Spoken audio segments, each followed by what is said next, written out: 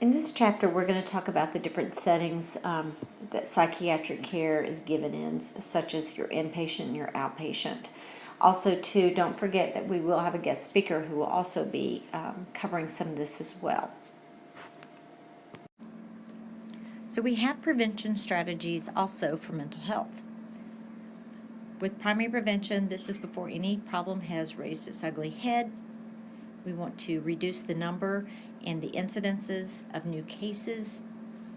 What they're trying to do is prevent or delay the onset of any kind of symptoms in people who maybe have a genetic predisposition or individuals who may be more vulnerable.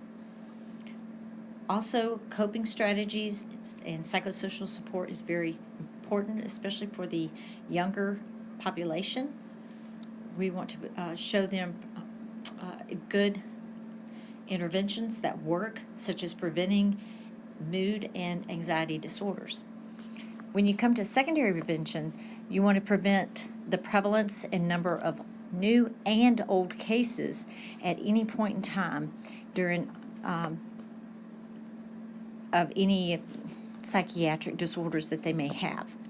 So you want to be able to identify them early, and this is like that screening that we do in medical health. We want to screen. We want to make sure we give quick, effective treatments as soon as possible.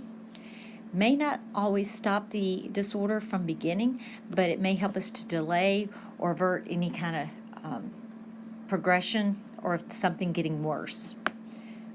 When they have the tertiary prevention, the focus is preventing the progression or severe cases from getting worse, being debilitating, or even can lead to death.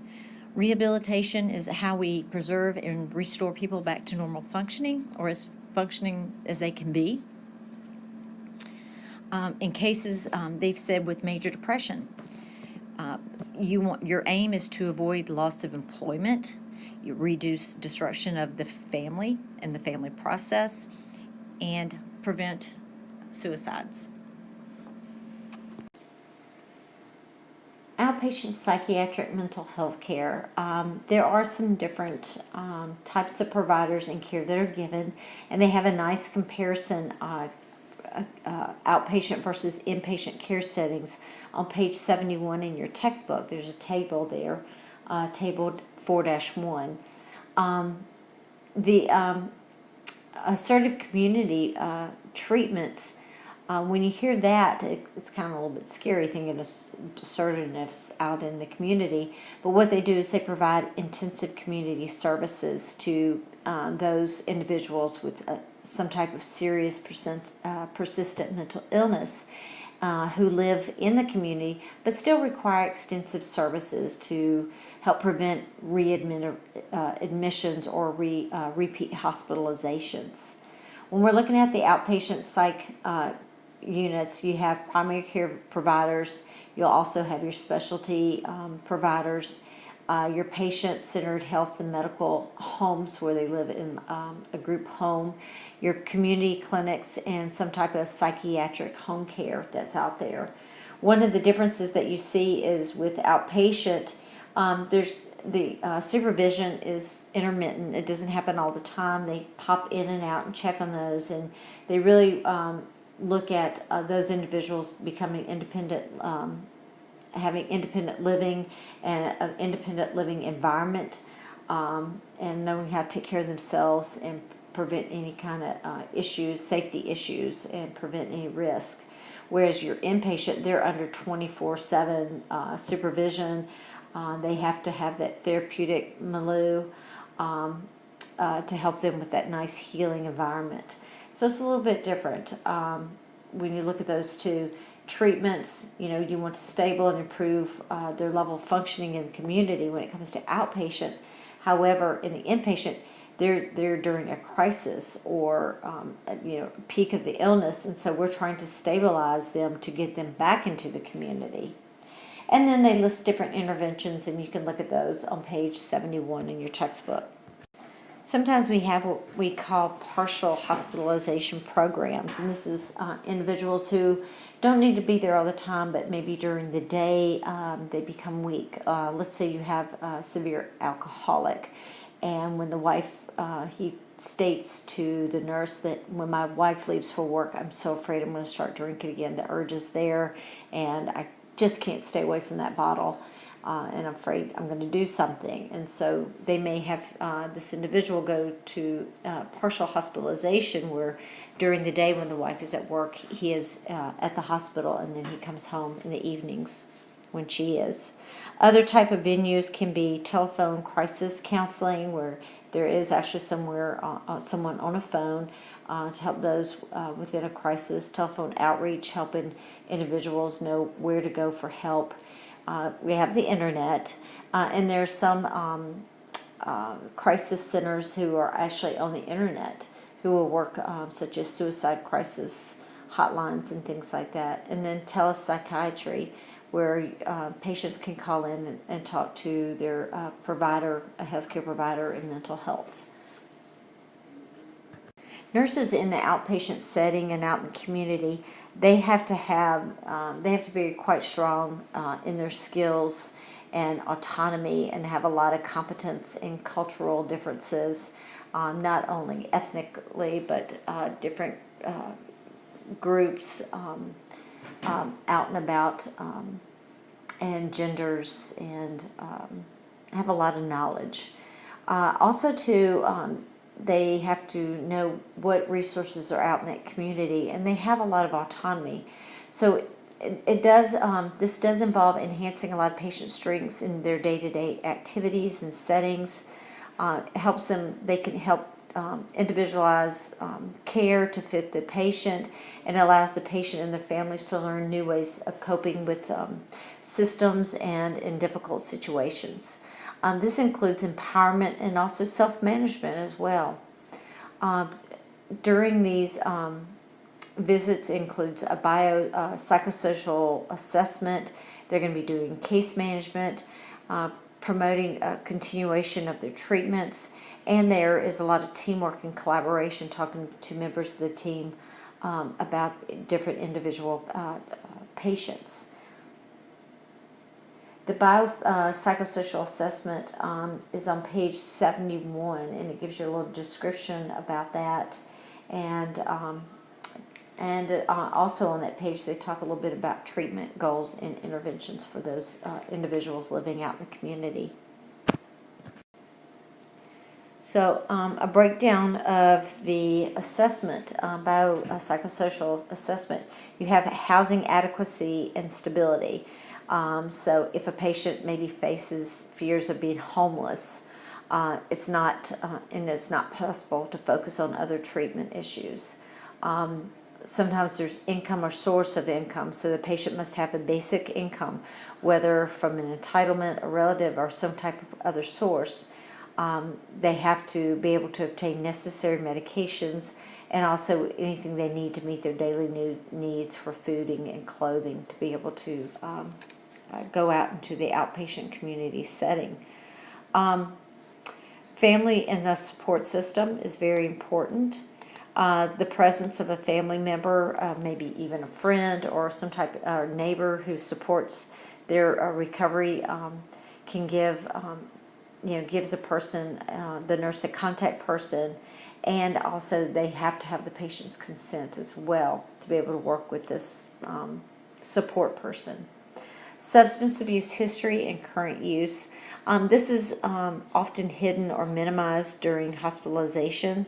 Substance abuse can be really a very destructive force, and so undermining medication effectiveness as well. And it can interfere with community acceptance and procurement of the housing where they can stay there. Someone may say, I'm done with you using these drugs. You come in, you don't know, you're so messed up. It's, you need to get out of here. You cannot stay here. Physical well-being, any factor that increases health risk and decrease the lifespan of individuals with mental illness include, something like decreased physical activity, smoking, medication side effects, and someone not going in for routine health exams as well. In the ER, we think about triage and stabilization. These individuals are usually seen on a voluntary basis when they come in. Sometimes, though, it may be suggested or maybe even required for an evaluation. People who suggest maybe family, friends, law enforcement, or medical personnel who see them out and about and realize they do need help. They talk a little bit about this on page 73 in your textbook, talking about the crisis stabilization and observation units that are also available. For inpatient psychiatric care, admissions are usually those individuals who are suicidal or homicidal, so they may harm themselves or someone else. There's a threat, so they will usually get a direct admission, or they may come in through the hospital emergency department. What qualifies them for admissions usually is that they are a danger to themselves or others, or they're not able to fulfill their basic needs on a day-to-day basis, or they have some type of gross impairment of judgment, putting them at a risk a risk of harming themselves, or based on their inability to be able to even just protect themselves from harm. There are some admission options. This could be direct admission, again, as I said before, or hospital emergency department. They can come through there. Again, they are at risk of harming themselves and others, or they're unable to fulfill those basic needs. Sometimes patients come in on a voluntary basis or an involuntary basis. When we think about discharge is going to be based on improvement of the patient over the days that they've been there, and taking their medications on a regular basis to prevent readmissions. On page 75, there's a box there that talks about patient rights and what's included in those, and it is box 4-2. And they still have rights to refuse medication if they require restraints. There needs to be specific limitations per policy for those. Remember, we should use the least restrictive intervention and treatment for these patients. They do have a right to have visitors and to have a safe environment. They can still make phone calls. Sometimes people think, oh, they're in mental health and they can't call anyone. Yeah, they can use the telephone. They can reach out to support people. And so they do have those rights, and lots of times people don't think about that, but it's just like as if they were in the hospital, because again, they do have an illness. And you can read through this slide. It's pretty straightforward, and they talk about teams, working as a team on page 75, and that is very crucial when it comes to mental health. You have to work as a team and communicate and keep each other informed. We've heard about the term therapeutic milieu, and that's making sure everything is safe, the surroundings and the actual environment, physical environment around the patient. So, and this can include managing behavioral crises, includes the safety, suicide risk, making sure that we're using prevention measures, and keeping everything clear, the patients are safe, and all harmful things, so to speak, are locked away. And it's the safety milieu. Here you see some of the list of things that are included in nursing care. And one of the things that you'll notice when you go into mental health are the therapeutic groups. They have very structured activities, community groups, family and special groups. They have daily meetings. They greet new patients. They share unit activity ideas with one another. There's different topics that they can share, explore, explore each other's problems, their own problems, and engage in some type of communication. Usually, hearing that others have issues just like them or that are similar makes them not feel so alone. It can be very, very therapeutic for them.